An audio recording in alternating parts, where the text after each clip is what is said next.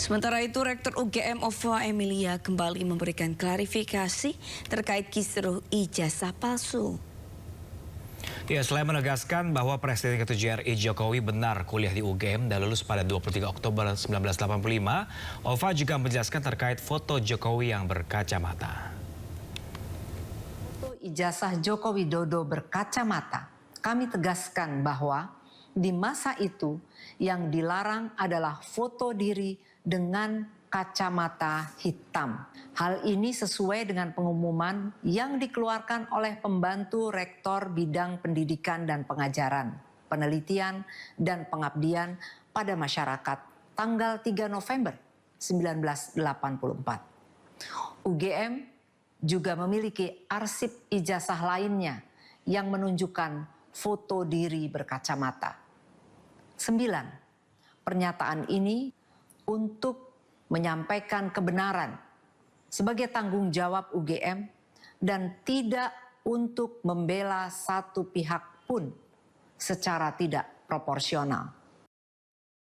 Ya pemirsa, ada kabar baik bagi petani dan pedagang. Mulai 1 Desember 2025, kereta khusus untuk petani dan pedagang resmi beroperasi. Kereta ini melayani rute Merak, Rangkas Bitung dan sebaliknya.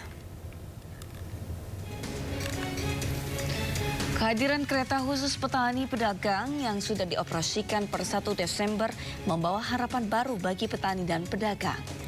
Layanan ini dirangkaikan dengan kereta lokal atau komuter lain Merak dan memiliki 73 tempat duduk. Sesuai jadwal akan ada 7 perjalanan bolak-balik menyesuaikan jadwal kereta lokal Merak dari stasiun Rangkas Bitung. Sementara untuk menggunakan gerbong khusus ini, petani dan pedagang wajib meregistrasi menggunakan kartu identitas dan mengisi formulir di loket stasiun sebelum mendapatkan kartu petani dan pedagang. Pemerintah juga menerapkan harga yang murah sebesar Rp3.000 untuk layanan kereta khusus ini.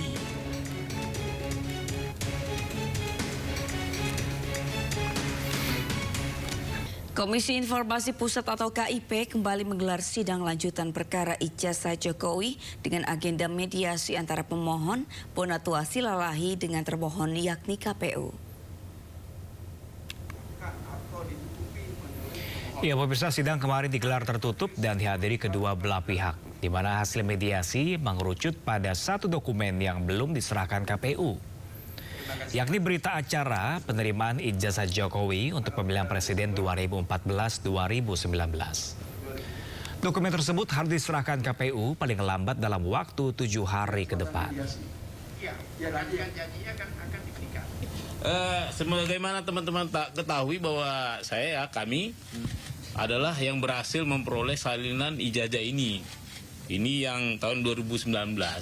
Jadi di sini kan banyak ditutupi, ada 9 item. Nah, ini sebenarnya hanya sebatas kertas kalau tidak ada dokumen verifikasi yang mengalaskannya, yaitu dokumen-dokumen verifikasi. Inilah yang saya minta di mediasi tadi. Karena untuk ijazah tahun 2019 itu sudah diberikan, tapi untuk ijazah 2014 itu belum diberikan sama sekali. Kita kan ingin tahu sebenarnya ini yang dikasih fotokopi ini apa sih? Apa sih bukti-bukti yang mengalaskan bahwa ini bukan sekedar kertas? Bukti pendukung lah. Bukti pendukung. Dan ini juga kita pakai untuk menjadi bukti-bukti di pengadilan, termasuk di MK. Bukti-buktinya. Tadi alhamdulillah ya, tadi berkat Pak Mediator kita bersepakat dengan KPU untuk diserahkan seperti tadi Paling lama 7 hari. Paling lama 7 hari seperti itu. Nah, tadi juga berusaha tim KPU kooperatif juga memediasikan 9 item yang disembunyikan ini. Tapi karena kita bersepakat ini adalah dokumen publik, saya tidak mau hanya saya yang melihat ini. Sebenarnya tadi tergoda juga saya. Hampir tergoda. Kenapa? Tawaran itu sangat menggiurkan. Hanya saya yang bisa melihat. Berarti kan saya orang penting nanti kan? Di pasal 4 tapi saya tidak mau. Ini kan dari awal juga ini untuk publik. Polda Metro Jaya segera menjadwalkan gelar perkara khusus terkait kasus tudingan ijazah palsu Jokowi yang diajukan pihak Roy CS. Kabid Humas Polda Metro Jaya menyebut permintaan gelar perkara khusus saat ini tengah dikoordinasikan dengan Biro Pengawas Penyidikan atau Wasidik. Namun polisi belum merinci kapan waktu gelar perkara khusus ini akan dilaksanakan. Nantinya usai gelar perkara khusus, penyidik juga akan memeriksa saksi dan ahli yang diajukan oleh ketiga tersangka. Adapun ketiga tersangka yakni Roy Suryo, Risma Sianipar, dan Dr. Tifauzia Tiasuma alias Dr. Tifa.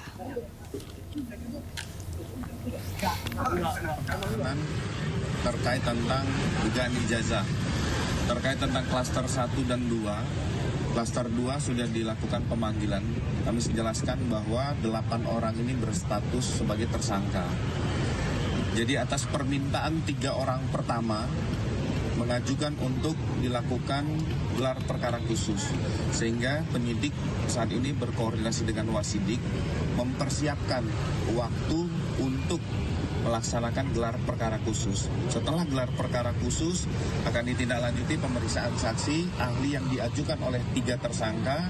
Setelah itu baru tahap kepada 5 tersangka lainnya. Jadi ada tahapan-tahapan, ada yang kegiatan proses penyidikan ini yang didalami oleh penyidik. Kita beri ruang teman-teman penyidik untuk bisa melaksanakan fokus kepada gelar perkara khusus. Pemirsa, KPK menetapkan 2 tersangka dugaan kasus korupsi pembangunan jalur kereta api di lingkungan Direktorat Jenderal Perkeretaapian Medan, Sumatera Utara.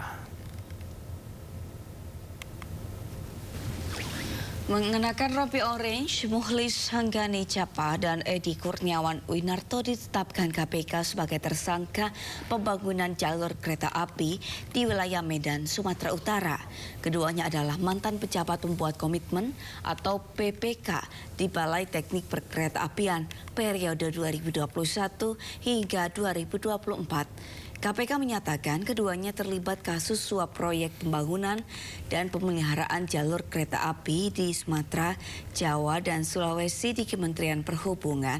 Mukhlis dan Edi juga diduga mengatur untuk memenangkan lelang proyek penggarap jalur kereta. Keduanya telah ditahan di Rutan Kelas 1 Jakarta Timur.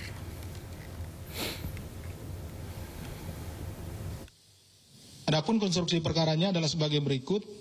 Terdapat beberapa perbuatan pengkondisian yang dilakukan oleh MHC beserta staf yang membantunya terkait paket-paket pekerjaan yang menjadi kewenangan sebagai PPK. Jadi PPK memiliki kewenangan dalam pengkondisian dalam paket-paket pekerjaannya. Salah satunya perbuatan penyimpangannya itu pengkondisian. Seharusnya itu tidak terjadi. Yaitu pembangunan emplasemen dan bangunan stasiun Medan tahap 2 JLKAMB, baik dengan berkoordinasi bersama Pokja, paket pekerjaan JLKAMB